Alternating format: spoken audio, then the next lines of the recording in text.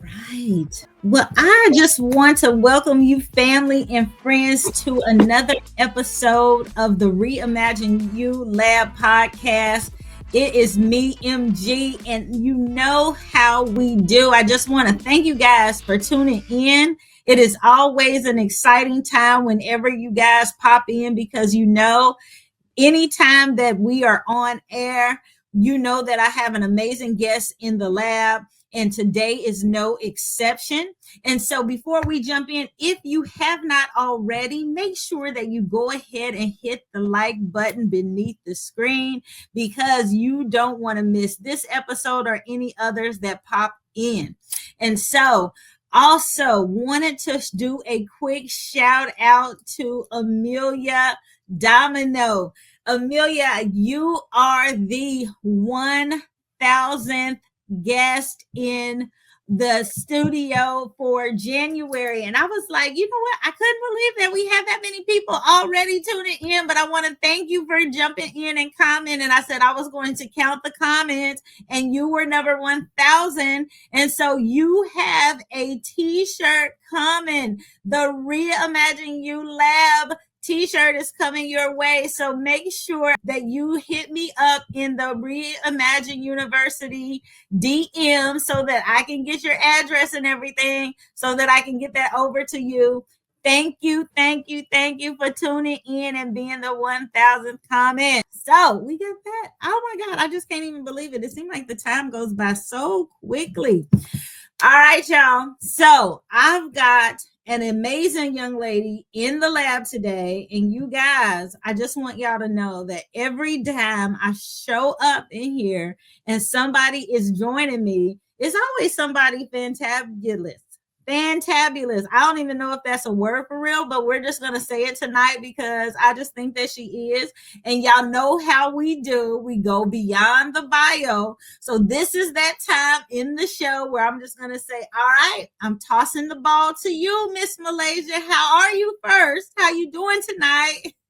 Thank you, Michelle. I am absolutely amazing. I'm so honored for this opportunity and excited to dive in with you this evening.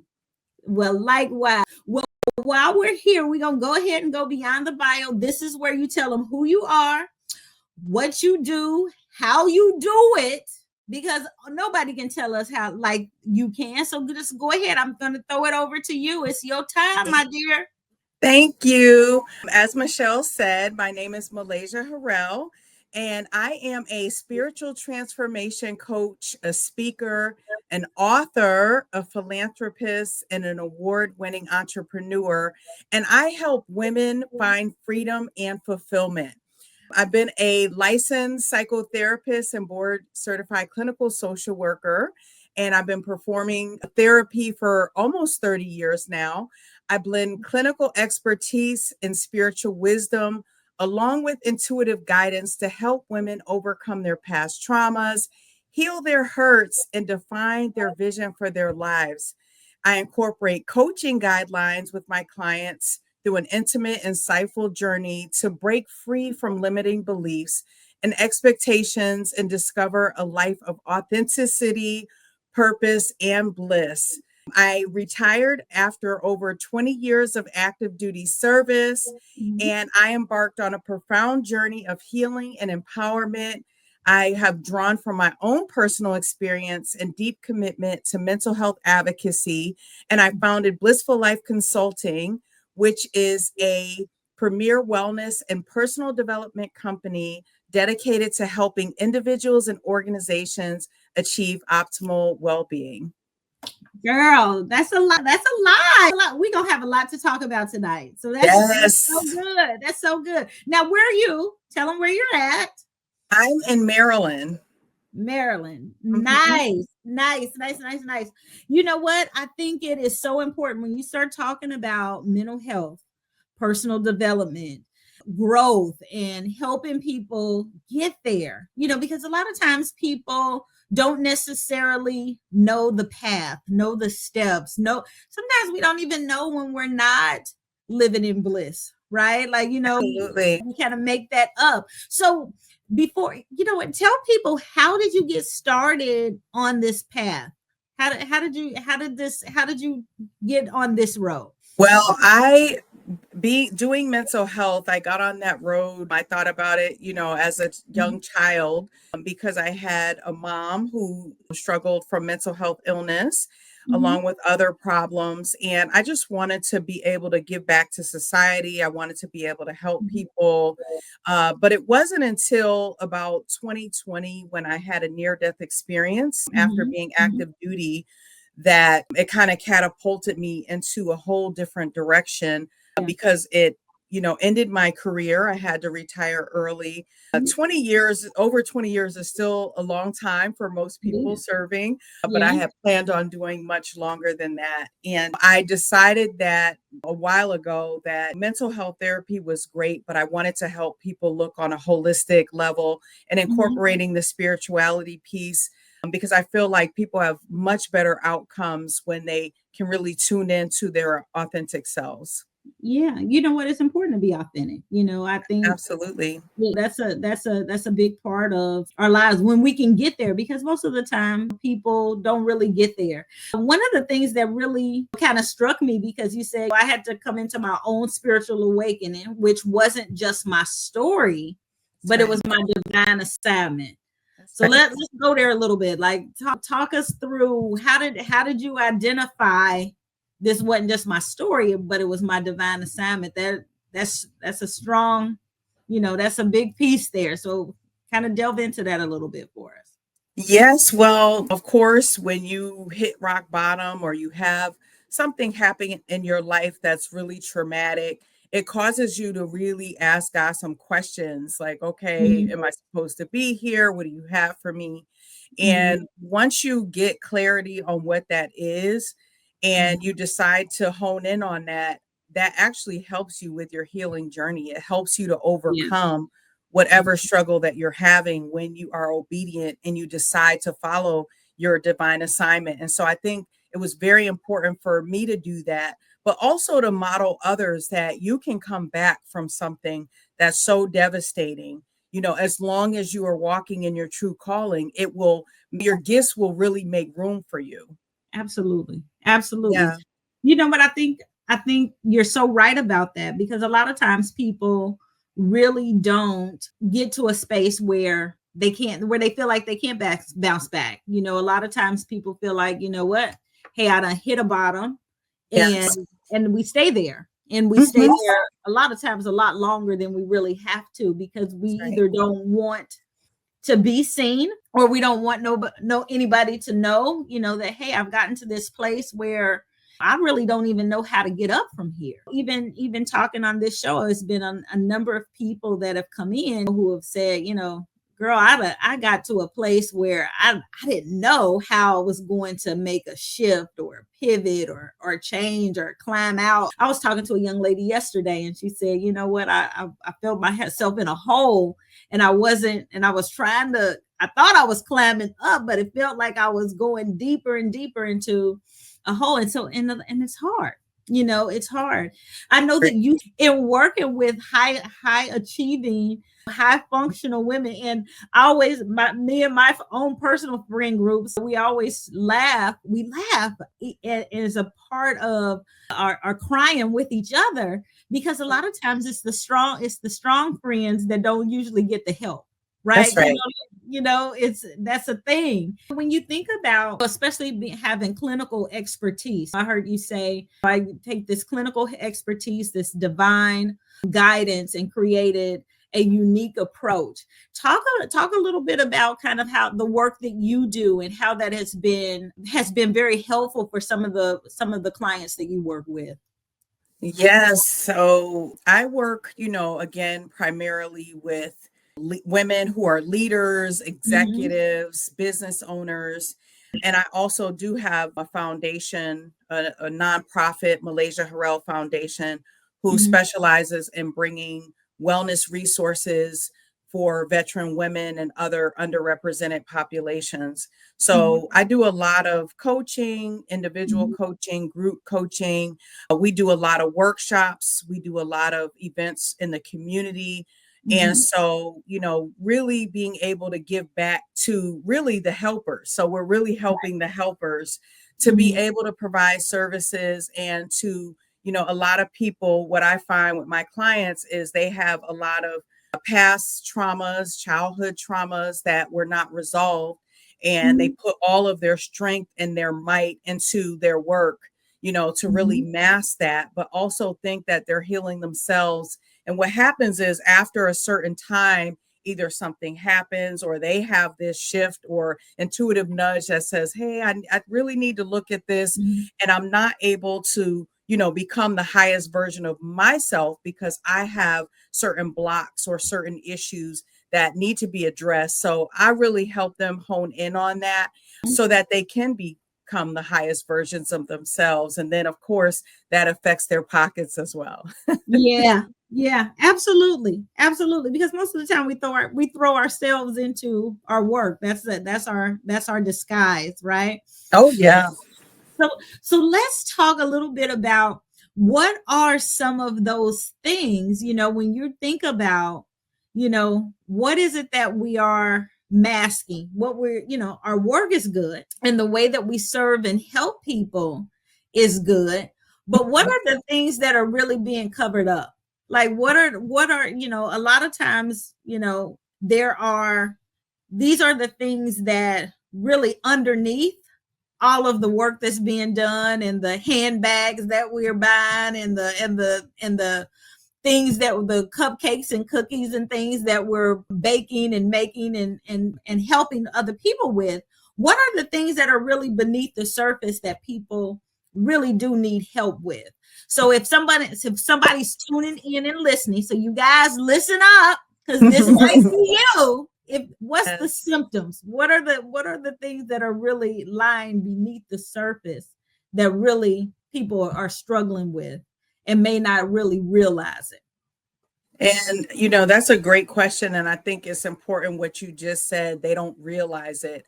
A lot of us were raised by people who did the very same thing. These are generational, methodologies, generational thoughts, it was the way things were done. So you had grandparents, you had parents, you had uncles, you had church clergy, you had people who did the very same thing, and you saw them do everything, but then you can feel it, right? If somebody's really struggling or something's going on. And so it was just really an unwritten rule in certain households that you don't complain, you come out, you do what you needed to do, you always are on, you always look good, and so there wasn't really a talk of mental health or, addressing things that may have happened in the past. And so what happens is the way people present is though they feel like, okay, I'm losing my soul. I don't feel right anymore. I don't feel like I'm doing the things that I want to do for myself.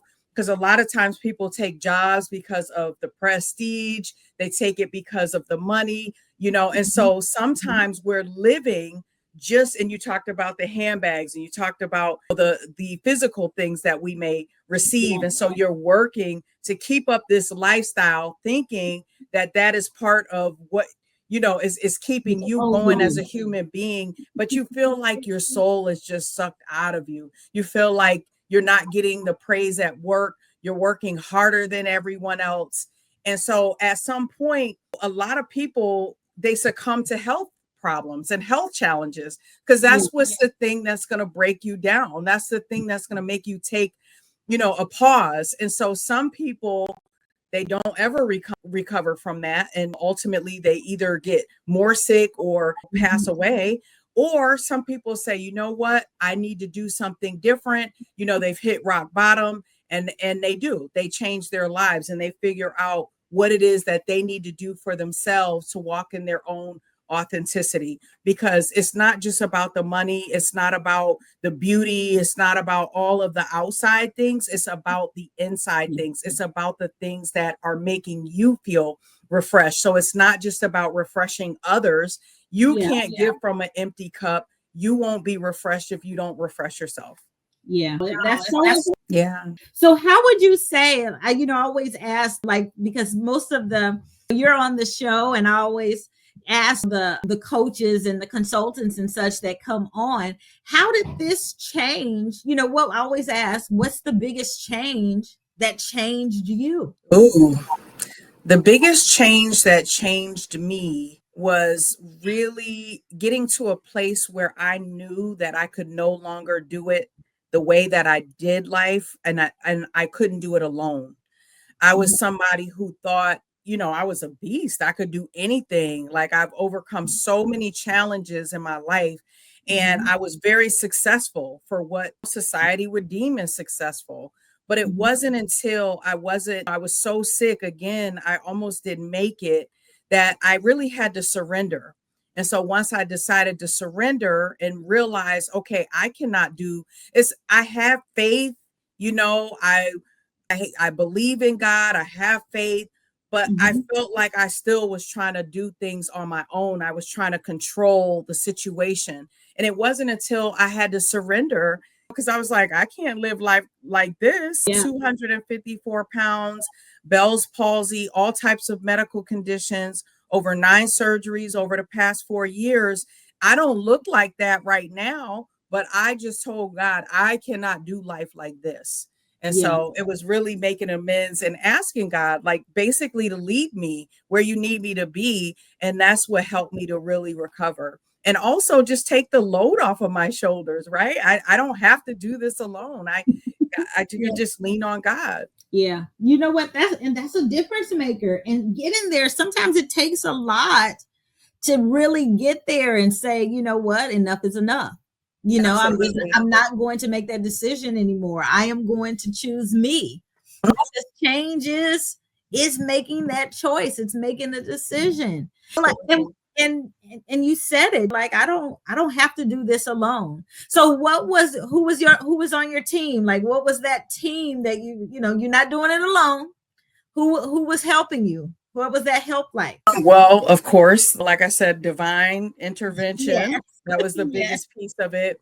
Yes. Also, so I'll talk about, more of the people in the spiritual realm. When I was right before I had the near death experience, my grandmother came to me. She raised me. So she has, of course, gone beyond, and she came to warn me that I was having this near death, that I was facing something that was, life threatening. Mhm. And at the time when she said it, it was in my dream, of course. That's when she can really have my attention. But she was saying that it was time for me to go with her. That was the message that I had gotten at that time. And it Okay. wasn't until things had happened that I realized that she was basically coming to warn me. Because you would have never, it was so, just an anomaly, right? We have these things that happen that are just, oh, that could never happen. And they do. They absolutely do. Mhm. And of course, with the people in my physical realm, my family, my husband, my sister, she's a nurse, so she came up here every single time. I was in and out of the hospital. I have family, friends, colleagues, some of my comrades from active duty. And so it really was a village to really help me. But I will say that when I was going through it, I still Mhm. felt super alone. There are times when people want to help you, but again, you're so used to helping everyone else. You're like, what can you do for me? Like, I'm always the one. And actually, sometimes it changes the dynamics of your relationships, because the people who depended on you are now looking like, oh, I can help you. But there's just like really a clash of the Yeah. dynamics. And so it can be very, very challenging. But again, once you surrender and you realize that they're trying to help you, they have your best Mhm. interests at heart, and you just really pray on things, you meditate on things. And then, Mhm. because everybody has their ideas, and so you'll have a lot of that. But really, your information is going to come from the divine, to be honest with you, because your healing journey is not going to be the same as everybody else's healing journey. Yeah. No, I think that's so true. I wanna tug on a string that you said there, that sometimes that help will come, and sometimes it is a little bit of a clash when you're so in the position where you are helping people. And Yes. then sometimes when it's inverted and those same people that you've helped are coming and trying to help you, it's kind of like, well, wait a minute, this is different. This is unusual. Like, how do I receive this? And sometimes that is the divine. Like, sometimes that it has to be flipped in order for us to really be able to see that it's our time to, just like sometimes all of our doing. It's that Martha and that Mary. Sometimes it's we have to be the Mary in the situation Yeah, and not the Martha. absolutely. Because I know that sometimes it's hard for us to be different than we usually are. It's hard for us to sit still when we're normally busy, or it's that change of the scenery. It's that change of that dichotomy, where we have to take the different role for a time, right? And so and that's hard. Sometimes it's hard. It's just like, okay, I'm not used to this. I don't know what to do with this right now. Like, God, Right. what are you doing? Right? Absolutely. Yes. Yeah. You know what? You said something else that struck me, that sometimes it takes more than just us too. It Because does. I know sometimes in those households and those environments and stuff that we grew up in, we're used to being that strong person. We come out of backgrounds, with, strong women who are Right. used to doing things. I grew up in a household. My grandmother watched me because my mom was working, but my grandma was working, and when my mom was young, you know what I mean? Like, you just kind of seen how they did it. And so you get used to, showing up, like you press in, like you don't complain, Right. you do what you got to do. Right. And that's a part of it. As a matter of fact, my mother and I was having a conversation about a month or so ago, and she was saying, like, you guys are always working, you guys are always doing things, and you're busy and stuff. And my mother's in her 70s, she's 70 now, and she Mhm. still works. And so she was saying, you know what? I just realized that that's what I've always done. And that's kind of what I've always shared with you guys. Like, so you guys are always, I'm like, yeah, mom, that's what you said for us to do. We don't know anything different. And she's like, I did that to you guys, didn't I? Yes, mom, you did. That's what you told us to do. Make sure that we work, that we could always take care of ourselves. And we grew up. My mother she got married young, got divorced, and she's remarried and stuff now. But, like, we grew up, and she was a single mom as we were growing up. And so she was like, you guys make sure y'all can take care of yourselves. Don't y'all have to depend on anybody else if you Right. don't have to, That's right. and but we've gotten married and stuff like that. But we were always told, you make sure you can take care of yourselves. Been working, girl, since forged birth certificates, 14. I've been working since I was 14 years old, and that's just what we did. But they love it. So you just don't, that's just kind of how you were shaped and molded. And so that's what we do. So yeah. Absolutely. Yeah. So, well, I'm so glad that you survived this near death experience. And I know that was scary, like to be in a position where you're not sure that you're going to make it out, Yeah. girl. But you tell the story, and you helping so many other people. You have so Right. many other people and stuff now. Right. So with that, when you think about the work that you do and how you're pouring into so many other people and stuff now, Malaysia, and just with the work and stuff that you're doing and helping people to live in their authentic truth, what do you tell people when they come and they sitting across from you? What is the advice that you're telling people when you're sitting with them? What are you telling change makers now? Because I know it's different than probably what you used to tell people. What are you saying to them now? Well, I mean, it's not too much different, except Mhm, for, honing in a lot on that spiritual mhm. practices and Yeah. spiritual realm. Many of the people that I work with, or the women that I work with, some of them don't have, spiritual practices, because Okay. that's where you your subconscious, when you're trying to make change, Mm-hmm. You need to make change through your subconscious level. So when you just make changes in your brain and you just do talk therapy, it's only what your brain can conceive. And so you notice that people will lose 50 pounds and they'll gain back 60.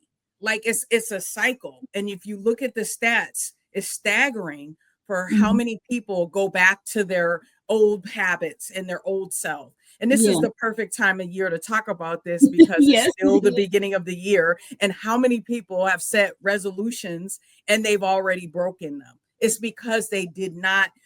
Your body and your spirit, right, and your subconscious is programmed in a certain way. And Yes. so it's going to continue to revert back to whatever that is. So that's like if you put this big program on your computer, this new program, but you didn't clean out all the other stuff that was going on. It's just going to Mm-hmm. slow down. It's not going to help your computer. You actually need to clear out all the clutter, clear out all of the things that you're trying to get rid of, and then Yeah. you're replacing it. But you have to do that internally with the computer and not just the outside of it. Yeah, no, that's good. That is, and that's so true. That's so true. It's like your brain has a default mechanism, right? Right. Like it just it goes back to that default. No, Does. you know what? So talk about that a little more because I think people don't always realize that their natural proclivities is kind of what they do go back to and don't realize that it does take a little bit more to really get down into to that subconscious to really make some change. That's a big piece, and I don't think people It's always huge. know how to get there. They don't necessarily know how to get there initially, but it's like, how many times are you going to keep bumping your head up against the wall? You keep getting in relationships with the same person over and over, right? So Yep. meaning you might have different relationships, but you have the same scenario. You Yes. move to another job thinking, okay, it's this supervisor or it's this job. They're the problem. And then you move on and you have the same issues at the next job that you go to. So it's Mhm. not until you really acknowledge what's going on, you acknowledge your own, what role you play in your life. When you Yeah. realize that you have control over your life and it's no Mhm. one else that's controlling you. Mhm. We may have outside influences and things that are going on in the world and they may contribute, but you are the author of your life. God has given you free will to do whatever you want to do with your life. So when you decide, I need a Yes. change, I want true change in my life, that's the most important thing. And once you decide, then everything kind of comes to you and you're committed to it. You got to be committed, not decide and then go back and decide. When you truly decide to make change, everything, just the world just conspires to give you what you need. You might get a book, you might have a conversation with someone, you might Yeah. be on a podcast, you might meet somebody at the grocery store, you may meet someone anywhere, and you get the messages that you need and the resources that you need. But you have to make the commitment and you have to decide. Yes. Yep. You do. You do. So talk a little bit about Blissful Life Consulting so that people can get in contact with you because you've shared so much good stuff here that I know people are going to want to reach out. Thank you so much. Yeah, so Blissful Life Consulting, we are a holistic wellness company. We offer wellness solutions for groups, organizations, individuals, but also the coaching platform. That's the Malaysia Harrell platform. So at malaysiaharrell.com, I am on all platforms and Instagram primarily, Malaysia H. Harrell. And then if you're interested in corporate events or wellness solutions for your groups, for your organizations or individuals, then, you go to blissfullifeconsulting.com and we will be happy to service you, provide you with services and support you. Awesome. And you guys will be able to find all of her details underneath the link below. Make sure that you check her out. Before we let you get out of the lab, you've got to tell us what is the best advice that you have for change makers? The best advice that I Yeah. have for change makers is, and this is for all of us, but for the answers that you are looking for, they are already inside of you. And so it's just a matter of being quiet, getting out getting out of all of the noise, social media, the media, and just all of the things that are around us, just really getting in tune with yourself. Because, even though you may have been what's quote unquote successful, you have not arrived. There is still something for you to do to grow, and you cannot give from an empty cup. So if you are not putting primarily your energy into helping yourself grow and really get in tune with being in alignment with your divine assignment, because we can be doing a whole lot of things and making a whole lot of money, but all money is not good money. If it doesn't fill your soul, then what are we even doing? So I would advise or offer for you to do that, really look internally, do some spiritual growth, some spiritual healing, and just look at where, what's the next phase and guidance that you're being given to do what you need to do to become the best version of yourself. Awesome. No, that is so good, Malaysia. So good. You guys make sure that you guys connect with Malaysia. So good. So good. Malaysia, this has been awesome. Thank you for joining us tonight. This has been Thank so you for cool. having me. Absolutely. Absolutely. You guys, I always love when you guys tune in with us. All of the amazing guests, Malaysia Harrell. You guys make sure that you guys check her out. Malaysia H Harrell on IG. She said that's the best place that you can find her. Her details are down below. You guys, thank you so much for tuning in. This has been another episode of the Reimagine You Lab podcast. I am MG. Until next Friday, I will see you guys right back here. Love you, and blessings to you. Until next week. Thank you. Yeah.